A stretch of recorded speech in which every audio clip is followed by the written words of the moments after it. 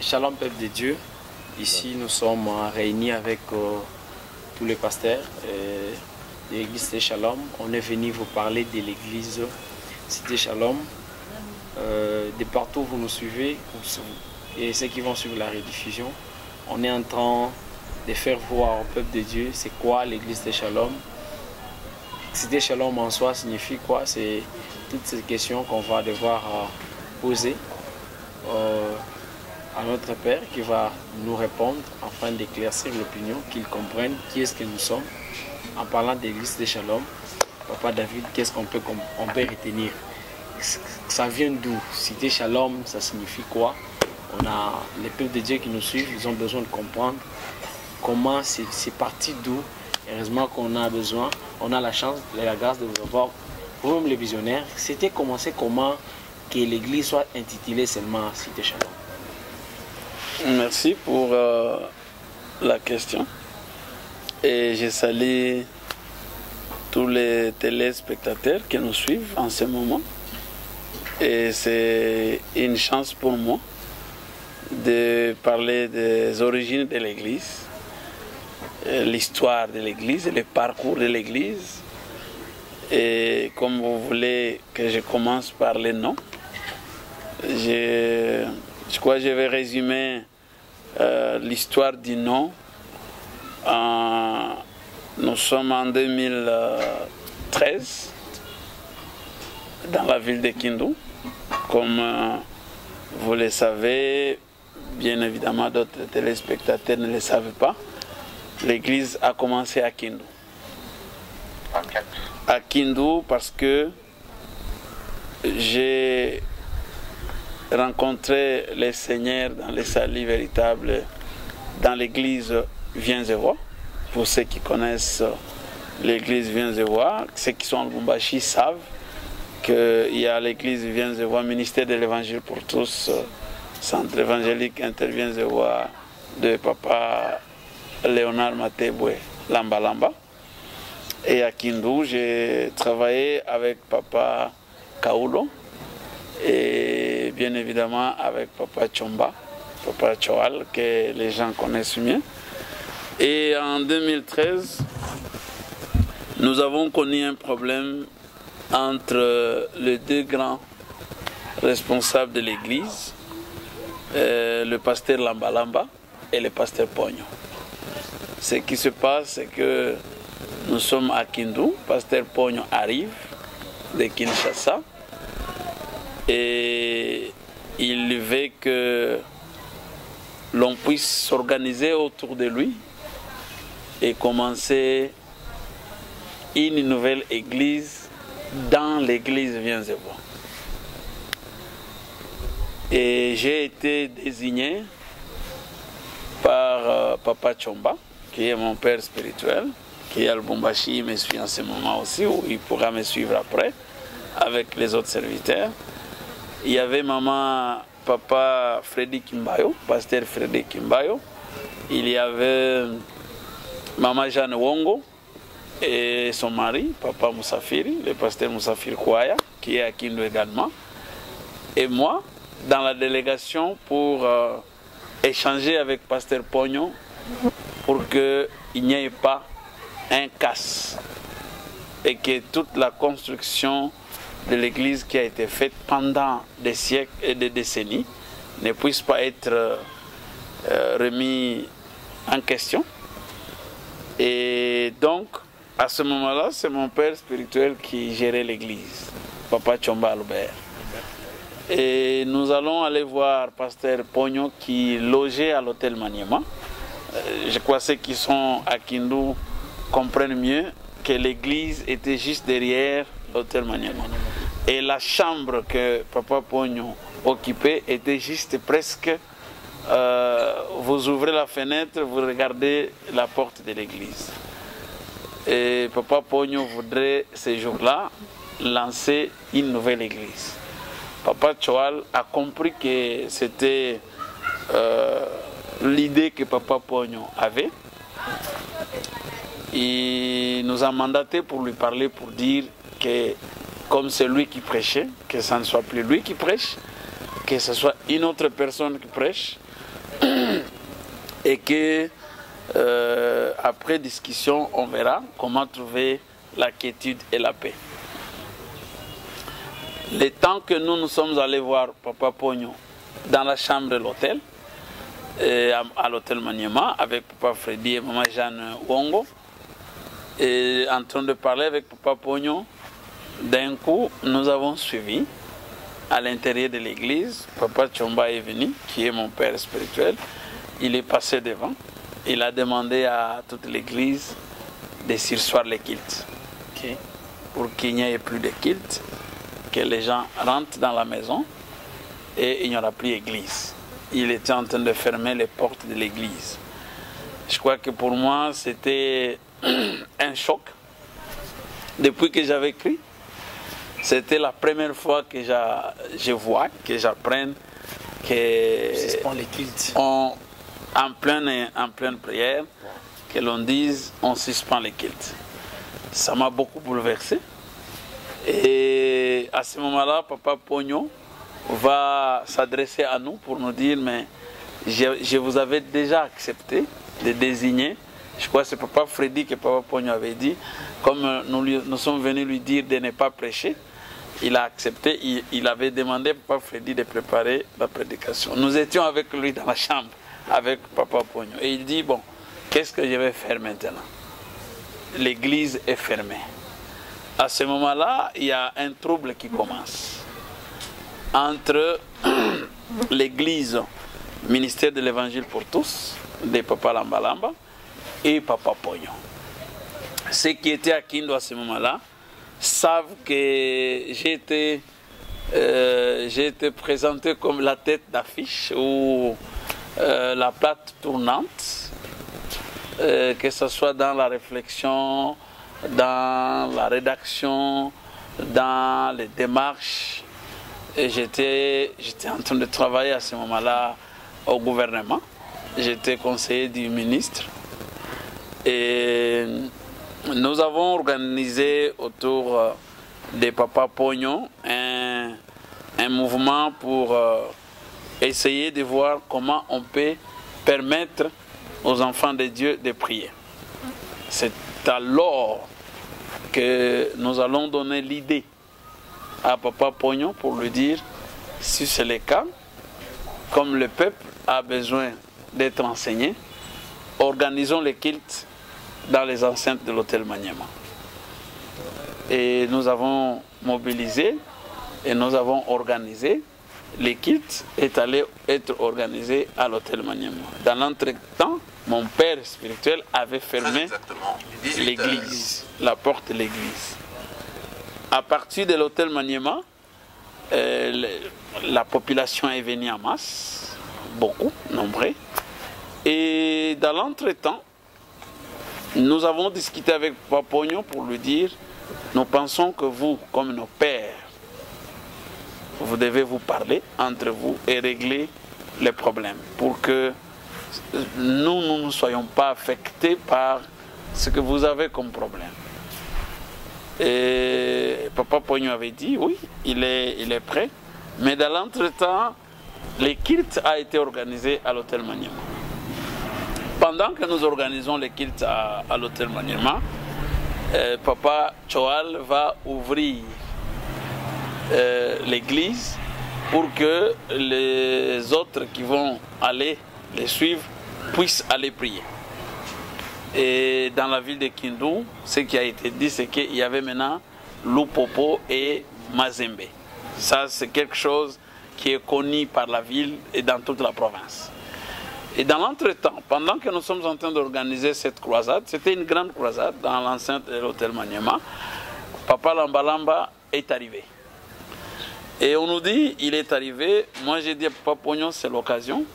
Nous demandons à Papa Lambalamba de venir aussi prêcher ici, à la croisade, pour que vous ne puissiez pas présenter à l'humanité comme si le serviteur de Dieu, nous avons un autre intérêt à part les royaumes, à part les salis, à part tous les sacrifices que vous avez engagés dans le service de Dieu.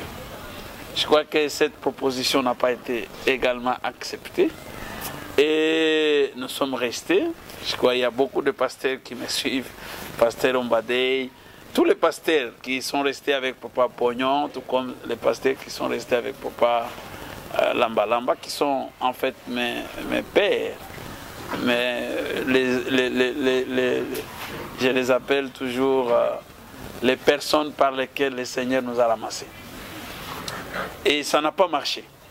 Et comme ça n'a pas marché, je suis resté dans un premier temps comme le conseiller principal de Papa Pognon. Et cela a fait que ma marraine de mariage, que vous connaissez bien, Maman Sakina Belbiche, avec son mari, Papa de Baba, il y avait un problème parce qu'ils se sont scindés. Maman est allée chez Papa Lamba Lamba, Papa de Baba est resté avec Papa Pognon. Ça a posé un problème. J'ai mobilisé aussi les autres collègues et les amis avec qui nous avons été accompagnés par leur couple, les pasteurs Omba, Papa Sef avec son épouse Sœur Nathalie, les frères Boss avec Maman Nelly.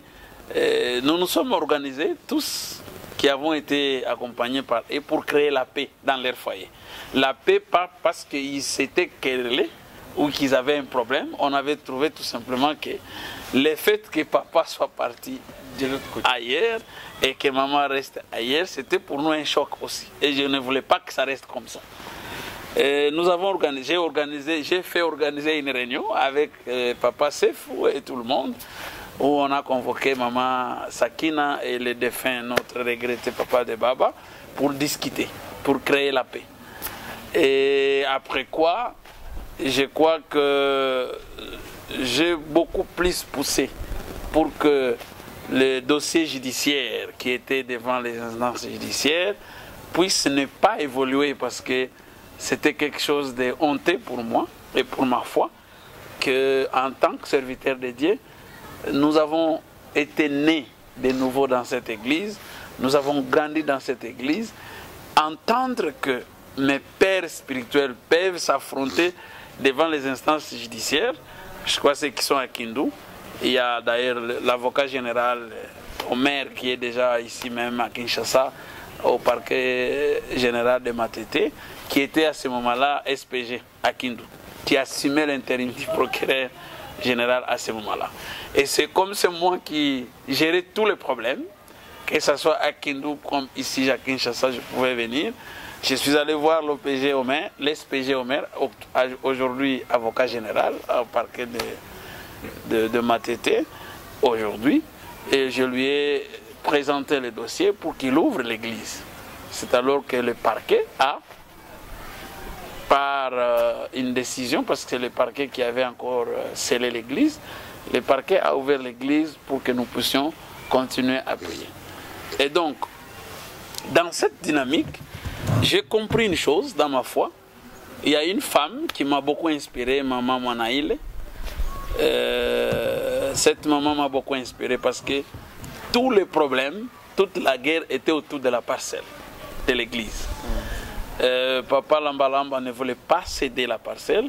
Papa Pognon voudrait coûte que coûte avoir cette parcelle. Et finalement, dans ce problème, comme j'étais au centre de la gestion du problème, je venais de comprendre que, en fait, la parcelle était achetée par une femme, Maman Mwanaïle. Et c'est elle qui a mobilisé pour construire ce temple. Et cela a créé que, du côté de Papa Lamba Lamba, mon père spirituel, Papa Choal, j'ai béni le Seigneur parce que c'est lui qui m'a formé. Maman Jeanne Deborah qui venait de mourir d'heureuse mémoire, que je reconnais encore la grâce que Dieu avait mise en elle. Elle est au ciel, je crois qu'elle est en train de présenter le fruit de son ministère que nous sommes. Elle m'a prêché, elle était en train de prier à Viens-et-Vois comme responsable de la chambre haute. Ce qui fait que Maman Deborah est partie, Papa Kaoulo est parti, c'est Papa Tchomba qui m'a formé. C'est Papa Tchomba qui m'a présenté au public. C'est Papa Tchomba qui m'a accompagné, qui m'a enseigné, qui m'a donné tout ce qu'il fallait, les fondamentaux ministériels. Et c'était pour moi un problème que je sois dans une situation où mon père spirituel est d'un autre côté. Ma décision, suite à la déception du fait que l'église était fermée, m'a amené à être avec Papa Pognon. Papa Pognon aussi, c'est un papa avec qui nous avons servi le Seigneur ensemble. Et dans beaucoup de circonstances, il y a eu même la croisade à Kisangani à la poste, avec Marco Bla, avec tout le monde. Je suis allé à Lubutu, organiser des croisades, ouvrir des églises à Elimou, partir à Bukavu, partir à Kalemi. Donc, j'étais entre marteau et l'enclume. Ça nous a mis dans la froideur avec deux serviteurs de Dieu, avec qui nous avons commencé la prière pour demander au Seigneur de nous orienter. Je cite ici et je salue le pasteur Ombadei, qui est actuellement le pasteur de Philadelphie, dans la ville de Kindu. Je le salue avec son épouse, Maman Néné, où ils sont. Et le pasteur Akilimali, qui est en fait actuellement dans la communauté Cité Shalom. C'est lui qui est le premier suppléant dans la communauté, dans la représentation de l'église. Il est à Kindu, c'est lui le pasteur qui gère aujourd'hui l'église mère, c'est-à-dire l'église qui a engendré toutes les autres églises dans la province, dans la commune de Kasuku à Kindu. Avec pasteur Akilimali et pasteur Ombadei, nous allons nous plonger dans la prière pour demander l'orientation de Dieu. Qu'est-ce que Dieu nous donne comme orientation face à ces problèmes? Parce que d'un côté, nous avons nos pères spirituels partout. Nous avons des collègues pasteurs partout. Nous avons des collègues serviteurs partout. Et moi, tout le monde le sait, j'ai parlé avec le pasteur de Papa Tchoale et tous les autres serviteurs. Je me rappelle, les jours que j'ai quitté Kindu pour aller au Sénégal, c'était le jour que, d'heureuse mémoire, ma maman Jackie était morte, et c'était le jour qu'on devait l'enterrer.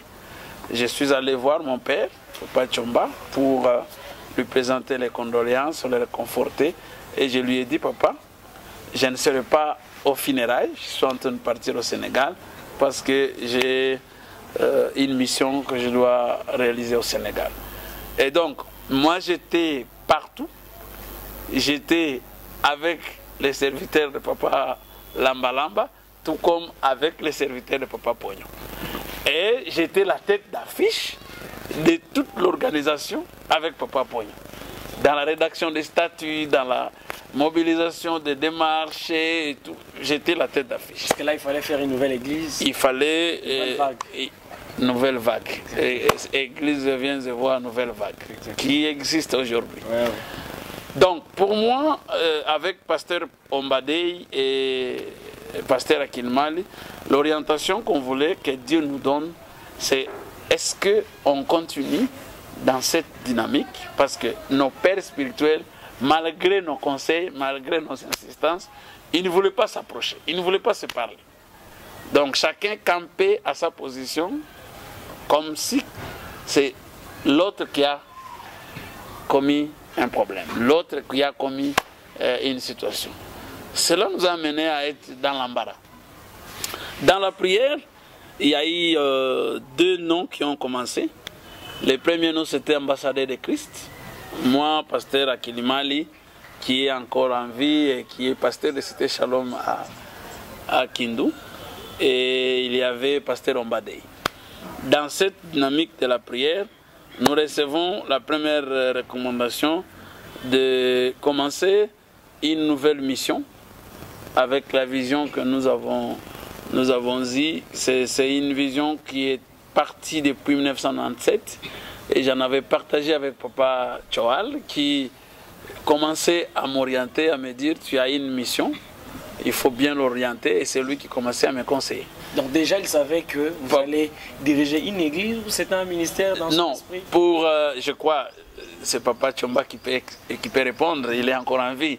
Il viendra encore ici, il était ici. Okay. Je crois que c'est lui que vous pouvez poser. Mais dans la tête de Papa Tchomba, c'est que je devais être un grand ministre.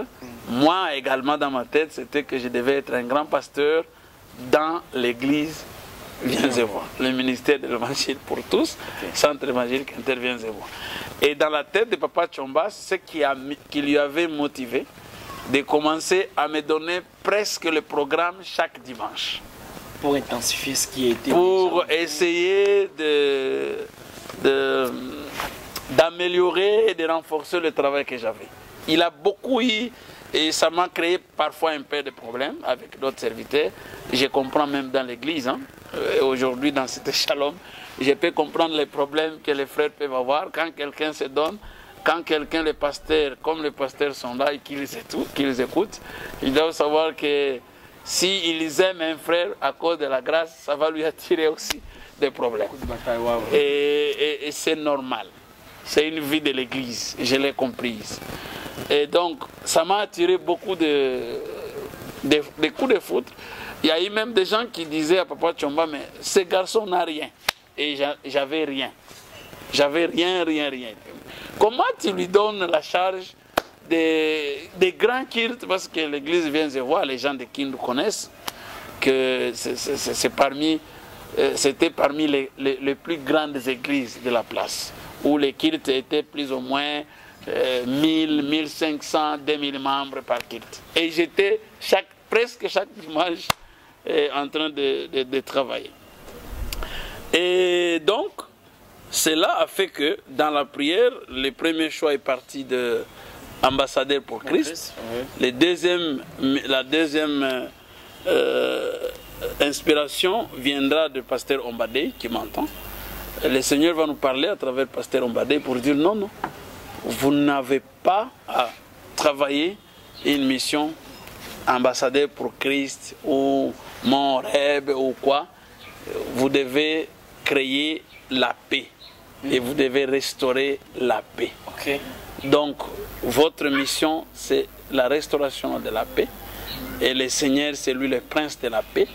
Et c'est lui, et le premier message que le Seigneur a donné après sa résurrection, c'était que la paix soit avec vous. Et donc, à travers le pasteur Omba, on va avoir l'inspiration pour dire, vous êtes dans la cité de la paix. Et vous devez œuvrer dans la cité de la paix. Voilà d'où est parti le nom de l'église. Voilà toute l'histoire. Pourquoi citer? Citer parce que la structure que nous avons connue, la structure ecclésiastique que nous avons connue, c'est qu'il y a un pasteur plus puissant. Il y a un pasteur plus grand que les autres. Et donc, la conviction que le Seigneur nous a mise à cœur, c'était d'avoir une communauté où nous nous sentons au même pied d'égalité. Nous nous sentons ensemble. Nous nous sentons dans une vie commune, dans une vie d'ensemble, dans une vie où il n'y en a pas de plus grand. Le plus grand, c'est Christ. C'est comme ça que nous avons été inspirés de parler de la cité, parce que nous sommes tous concitoyens. Ce n'est pas moi qui l'ai dit, le frère Paul également l'a dit, que nous sommes tous concitoyens du royaume. Et Christ a dit qu'il nous a créés comme tous faisant partie du royaume des sacrificateurs. Donc dans ce royaume des sacrificateurs, et lui comme le plus grand sacrificateur, et des gens comme Paul l'a dit dans Hébreu de Jean de Melchisédek. Donc nous sommes dans une cité où tous nous sommes sacrificateurs, nous sommes concitoyens du royaume céleste, des pasteurs qui s'entretuent, qui s'empoisonnent, qui se bagarrent, qui se querellent, qui se troublent. Et je bénis Dieu parce que depuis que nous sommes là, depuis que nous avons commencé cette activité, cette mission, cette marche, cette vision, nous bénissons le Seigneur parce que nous n'avons pas encore connu ce genre de situation. Je sais tout simplement qu'il y a des cas que je ne saurais pas faire mention, parce que je parle de l'histoire de l'Église. Et quand je parle de l'histoire de l'Église, c'est sans gants. C'est-à-dire qu'il faut parler de façon franche et de façon transparente, parce que c'est l'histoire qui existe. Oui. Nous avons, dans les débuts, commencé avec beaucoup de serviteurs de Dieu qui nous ont abandonnés. Beaucoup d'autres m'ont... 17 même fondateurs au début, fondateurs de l'église qui ont commencé ensemble. Dans la prière d'orientation, nous étions pasteur Omba, pasteur Akilimali et moi-même. Okay. Avec maman qui nous aidait aussi la prière. Okay. Après que nous ayons cette conviction et le Seigneur va rappeler la vision que j'avais eue en 1997, que je partage avec les autres collègues, et ils disent, écoute, il est temps que nous puissions commencer ce travail, et pour besoin de vivre en paix avec tout le monde. On commence, mais ce n'est plus les 3 personnes, nous commençons plus de 16 personnes. Je vais m'interdire de citer les noms parce qu'il y a des gens qui sont déjà morts. Et je compatis cette douleur avec les familles qui sont encore en vie. Et quand on lance l'église, je crois, la première réunion de lancement avec le cofondateur, pasteur Robert est encore là. Il est pasteur de Cité Shalom à Kindu. C'est parmi les pionniers avec qui on a commencé. On a organisé la réunion chez le petit Tintin ou petit tonton, je ne connais plus exactement le nom de la salle, mais c'était non loin de chez moi, dans le quartier RVA. Oui. Si vous entrez juste sur l'avenue de Théologie, de la 7e grâce, à droite, il y avait une salle, petit Tintin ou tonton quelque chose. Et c'était une très belle salle, c'est là qu'on a commencé la première réunion de l'église, avec beaucoup de serviteurs de Dieu. Et dans cette réunion, il y a un serviteur qui me pose la question, mais pasteur, on est en train de commencer l'église, l'argent pour acheter les baffles, pour acheter les micros, ça viendra d'où? C'est toujours l'argent de nos poches ou vous avez une provision quelque part qui va nous aider par élégance? Je lui avais dit, le Seigneur va pourvoir. Je sais que Dieu va pourvoir. Je suis rentré à la maison, j'en ai parlé avec maman Wivine, je lui ai dit, mais la question qu'on m'a posée, c'est une question beaucoup plus embarrassante. Et je ne sais pas comment les choses vont évoluer, je ne sais pas comment ça va se passer. J'ai beaucoup pleuré la nuit, j'ai prié le Seigneur, c'est là que j'ai demandé à Dieu, fais-moi grâce pour que je sois le premier partenaire de l'église, pour que je libère l'église de cette pression externe, de tout ce qui peut, et heureusement, que le Seigneur, effectivement, s'était pourvu pour que nous soyons où nous sommes aujourd'hui. Et nous ne sommes qu'au début. Je sais que de bonnes choses nous attendent. Donc, l'église Cité Shalom est venue de là. Cité, parce que nous ne voulons pas avoir des pasteurs beaucoup plus costauds, des pasteurs qui prêchent chaque dimanche, des pasteurs qui parlent tous les jours, des pasteurs qu'on connaît et les autres on ne les reconnaît pas. Des pasteurs qui sont les grands dadis, les grands boinas, les grands chefs, les patrons de l'église. Quand il entre, tout le monde doit se lever. Et s'il vient, il faut que les mamans étendent le pagne. Et sa chaise doit être une chaise toute particulière que les autres. La cité, c'est-à-dire que nous sommes tous les concitoyens du royaume. Et c'est comme ça que vous voyez le fait qu'on n'a pas de chaises devant pour avoir les chaises de l'église, c'est parce que nous sommes dans la cité, nous sommes des concitoyens. Et Shalom, c'est-à-dire nous sommes dans la maison de paix. L'interpellation que je vais faire à tous les collègues pasteurs, bergers qui sont avec moi, c'est de leur dire, dans cette église, c'est la paix. Je sais que là où vivent les gens, il y a toujours des petites situations, il y a toujours des incompréhensions qui peuvent arriver. Dès lors que nous sommes dans la cité, tout se règle dans la paix, tout se règle dans la quiétude. Voilà d'où est parti Cité Shalom. Et par après, comme je vous l'avais dit, j'ai compris que c'était un message fort, c'était un message puissant, la paix. Le Seigneur s'appelle le prince de la paix, c'est-à-dire l'homme qui rétablit la paix. Je crois que les Congolais qui m'entendent ce soir peuvent croire à ces dieux de cette mission. Nous avons un Dieu qui s'appelle le Dieu de la paix.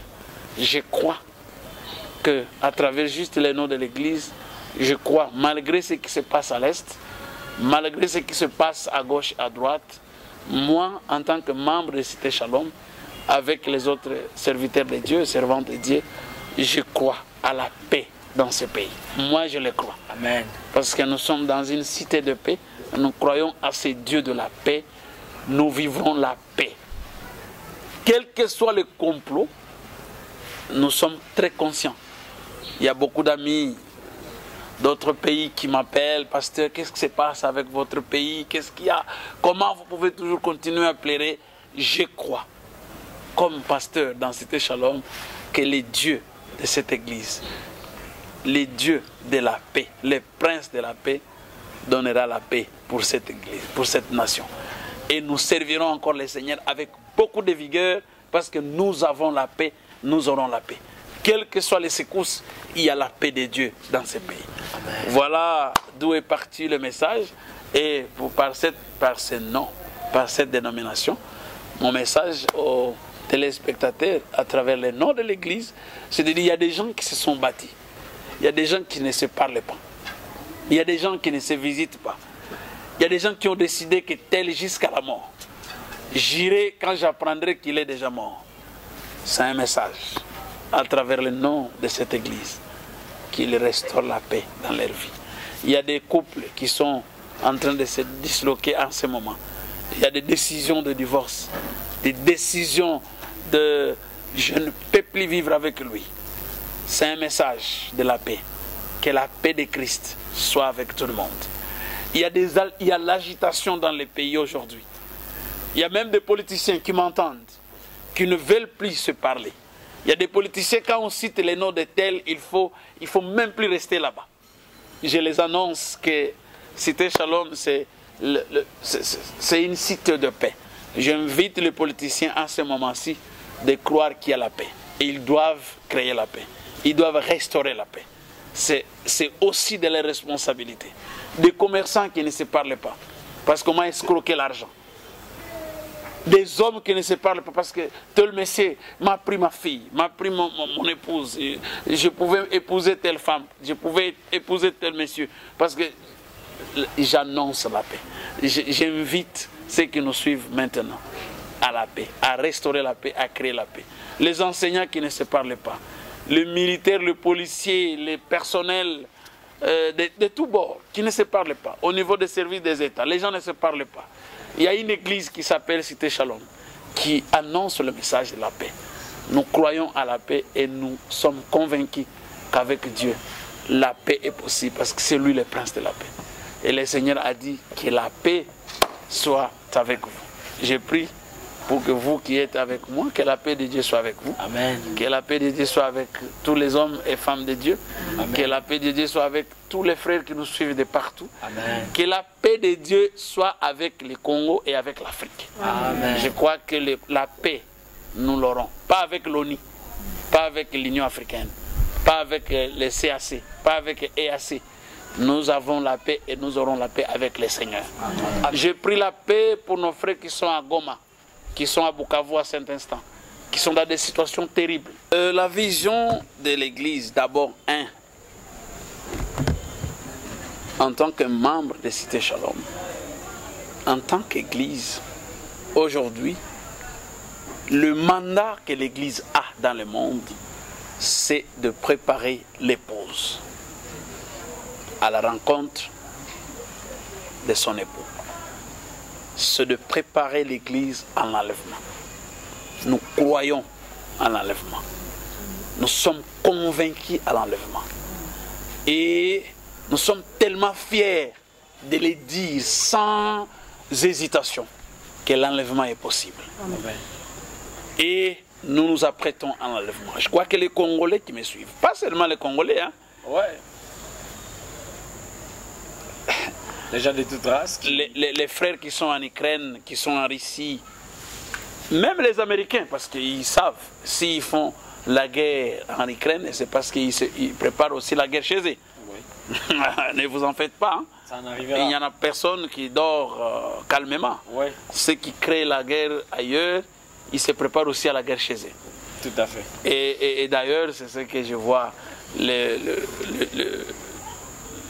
jeune homme ou le monsieur de la Corée du Nord qui dit tout simplement qu'un jour, quand lui il voudra faire la guerre, il ne fera pas la guerre seulement sur son territoire, il fera la guerre aussi sur les territoires de ceux qui lui créeront des problèmes. Donc vous comprenez qu'aujourd'hui le monde est dans une situation où si les gens ne veulent pas croire aux paroles de Christ, les événements qui se traversent à travers le monde, qui s'enchevêtrent à travers le monde, devraient ramener les gens à croire à la parole de Jésus. Jésus a dit qu'il est allé nous préparer les demeures. Il ne les a pas préparés ici, sur la terre. Il les a préparés au ciel. Il dit, d'où je suis venu auprès de mon Père, j'y rentre pour vous préparer les demeures. En des mots simples, je suis allé vous préparer vos maisons au ciel. Okay. C'est ce que Jésus a dit. Et Jésus a dit, avant d'arriver, il y a beaucoup d'événements qui vont se passer. D'ailleurs, je profiterai pour dire à nos frères, il y en a des frères qui disent qu'ils régneront avec Christ ici sur la terre. Moi, je vais leur dire, avant de régner avec Christ ici sur la terre, il faut d'abord participer à la noce avec le Seigneur. Okay. Parce que nous sommes des nations. Nous sommes des nations. Le Seigneur était venu d'abord pour Israël. Israël l'a refusé. Exactement. C'est comme ça qu'il s'est tourné vers les nations. Nous qui sommes les nations, nous qui sommes, même les États-Unis sont des nations, si vous ne le savez pas. Ouais. La France aussi, c'est des nations. La Grande-Bretagne, c'est des nations. L'Angola, la RDC, c'est des nations. La nation de Dieu, c'est d'abord Israël, c'est l'État hébreu. Et nous tous, nous sommes des nations. Et le Seigneur, voyant que les siens l'ont refusé, c'est comme ça qu'il a pleuré. Quand les gens lisent Jésus a pleuré, il a pleuré parce qu'il a vu que les siens n'ont pas compris qu'il est venu pour eux. Les messieurs dont les parents. Ils n'ont pas compris. Alors il dit, bon, écoute, je tourne vers les nations que nous sommes. Et en tant que nation, nous ne pouvons pas nous attendre à régner avec lui ici sur la terre sans que nous puissions régner sur au ciel. Donc, dans cette rencontre-là, c'est l'enlèvement. Nous croyons en cet enlèvement. Quelle est la vision de Cité Shalom? C'est de préparer l'Église en cet enlèvement. Voilà la mission de l'Église, c'est de préparer l'épouse à l'enlèvement. Mais papa, ça vous maintenant, si nous préparons l'épouse à l'enlèvement, on peut approcher quelqu'un. Voilà, le Seigneur va venir. Mais quelqu'un se dit, moi, votre histoire là, vos histoires là ne m'intéressent pas. Ça fait partie de la vision de l'Église. Okay. Je vous donne maintenant les passages clés de la vision de l'Église. Matthieu chapitre 24, versets 14 à 15. Le Seigneur a donné tous les signes. Au Rwanda, au Angola, au Burundi, au Ukraine, Russie, partout. Il dit, vous entendrez parler de guerre. Vous entendez. Il faut que l'Église se réveille maintenant. L'Église ne doit pas seulement voir pour insulter. Le président n'a rien fait. Tel n'a rien fait. L'armée n'a rien fait. Il faut que l'Église comprenne les signes de la fin. Et nous sommes en train de traverser les signes et les temps de la fin. Et donc, le Seigneur dit, quand vous verrez les guerres, quand vous verrez ceci, ça ne sera pas encore la fin. Mais il dit, lorsque cette bonne nouvelle du royaume sera prêché dans toute la terre, il dit, pour servir de témoignage. Okay. Alors viendra la fin. La vision de Cité Shalom, c'est d'apporter l'évangile de témoignage. L'évangile de témoignage, s'il y a des gens, les âmes, qui vont accepter de croire, nous bénirons le Seigneur parce que les âmes entreront au ciel. Mais s'il n'y aura pas, il y aura des âmes qui vont nous écouter comme on écoute tout le monde. Nous dirons gloire à Dieu parce qu'au moins le message leur est arrivé. Le témoignage est avec eux. Cette parole parlera, les jugera devant le Seigneur. Donc nous prêchons à ceux qui nous écoutent, nous prêchons également à ceux qui ne nous écoutent pas. Nous prêchons à ceux qui nous qui reçoivent nos messages. Nous prêchons même à ceux qui ne veulent pas recevoir nos messages. Et je crois que Dieu aidant avec les médias, nous allons aussi ramener ces messages à tous ceux qui ne diront pas devant le Seigneur, qui n'ont pas entendu. Exact. Ils ont entendu. C'est à eux de prendre la décision, d'accepter d'être sauvés pour participer à l'enlèvement, ou alors de recevoir l'évangile qui leur servira de témoignage le jour du jugement. Voilà un peu la vision de l'Église telle que je pouvais vous l'expliquer. Papa, j'aimerais que vous puissiez nous aider d'une manière synthétique à nous expliquer, parce qu'il y a des gens, quand vous entendez dans l'Église, tous interprètent, surtout avec notre heure, quand vous voyez des logos, vous voyez l'emplacement, et le déroulement de culte, il y a ceux qui mettent des drapeaux, il y a ceux qui mettent ceci. Mais on constate qu'à l'église de Shalom, il y a des logos, il y a une Bible en bas, du globe terrestre, enfin, est-ce que vous pouvez nous expliquer d'une manière détaillée et plus bref possible, qu'on comprenne qu'est-ce que signifie ce logo de l'église, ça symbolise quoi? Pourquoi pas ne pas mettre des chandeliers, mettre seulement la Bible et ce qui tourne autour? Merci pour cette question. Écoute, est-ce que je serai bref? Je ne sais pas. Logo de l'église, ouais. C'est toute une vérité, c'est toute une vie, c'est tout un mystère.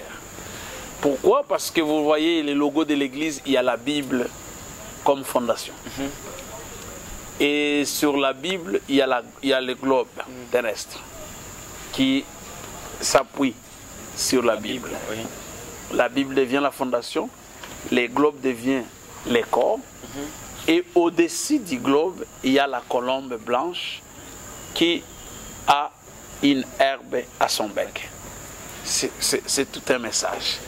Le message est que tout membre de Cité Shalom, commençant par moi-même, nous ne pouvons fonder notre vie que dans la parole de Dieu.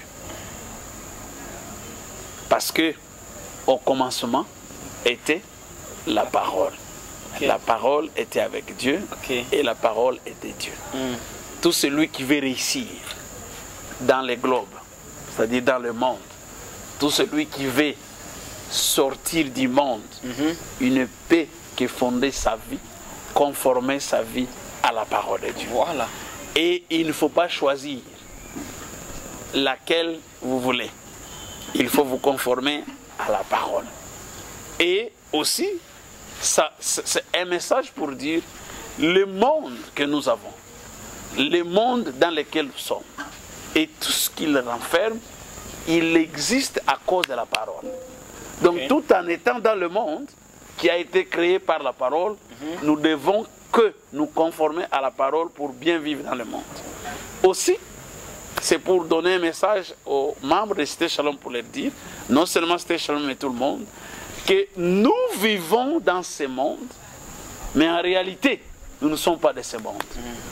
Nous avons notre ici, c'est la sortie de la colombe. Nous avons notre ici, nous allons partir. Nous sommes dans le monde, mais nous allons sortir.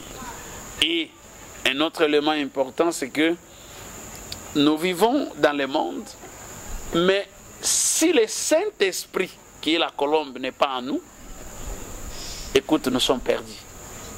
N'oubliez pas que le jour du baptême de Christ, il y avait des signes qui étaient visibles. Exactement. Le premier signe, c'était la colombe qui est venue se poser sur lui. Après, le ciel a parlé. Donc, nous sommes dans ce monde, nous ne pouvons jamais marcher conformément à Dieu et à la parole de Dieu si nous ne sommes pas remplis du Saint-Esprit. C'est comme ça que le Seigneur, après avoir enseigné les disciples, qui est la fondation, c'est-à-dire la parole, j'ai toujours dit, le travail que Jésus a fait dans ce monde, ce n'était pas un travail de prêcher l'Église.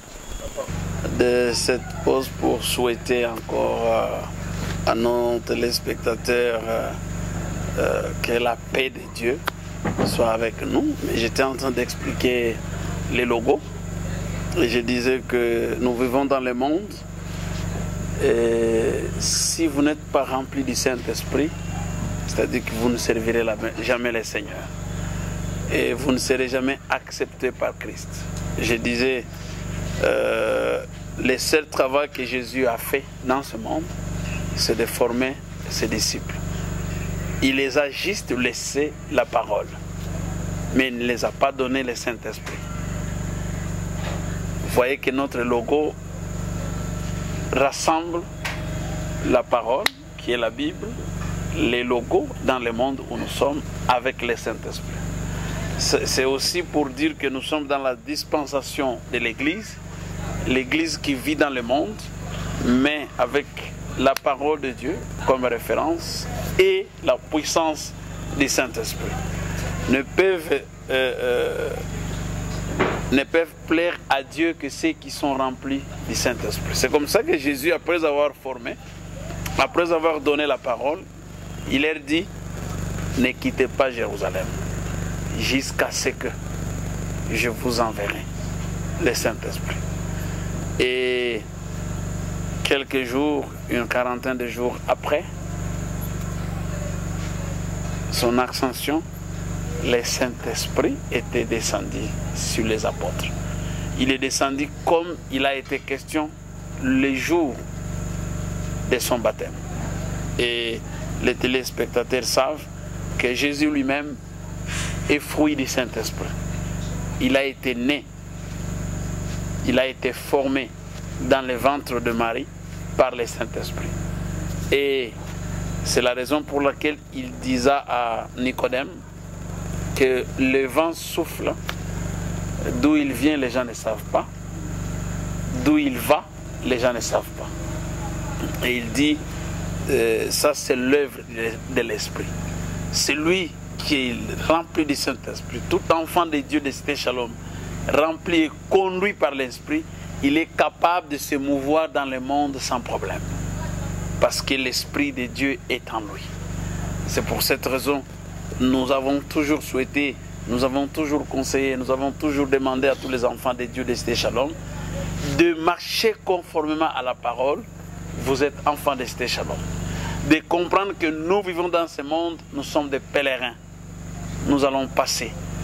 Tout en y vivant, nous devons nous conformer à la parole, mais aussi nous devons être remplis par le Saint-Esprit. Et le dernier message que notre logo donne, c'est que nous sommes dans le monde, nous croyons en l'enlèvement et nous devons savoir que nous sommes encore protégés pour ne pas subir la grande tribulation, parce que le Saint-Esprit est la force qui retient encore l'impie pour qu'il ne soit pas ouvert. Il faut que l'Église se prépare, il faut que l'Église s'apprête, que après le départ de l'Église, c'est-à-dire le départ du Saint-Esprit, parce que l'Église partira avec le Saint-Esprit